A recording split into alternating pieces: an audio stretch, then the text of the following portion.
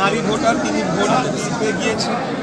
যাওয়ার পরে দেখা গেল যে তার ভোটটি আগেই একজন দিয়ে চলে গিয়েছে।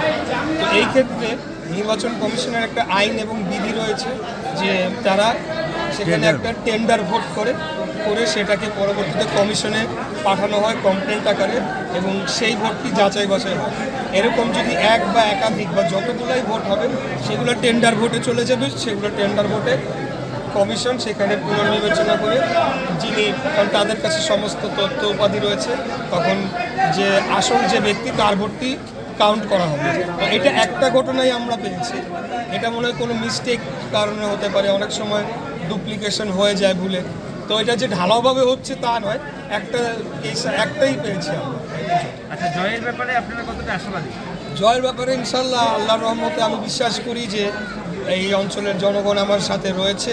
সব কিছু মহান আল্লাহ তাআলার উপর নির্ভর করে। আল্লাহ তাআলা যদি চায় তো আমি অত্যন্ত আশাবাদী। শুধু জয় না, আমরা বিপুল ভোটে জয়লাভ করতে চাই।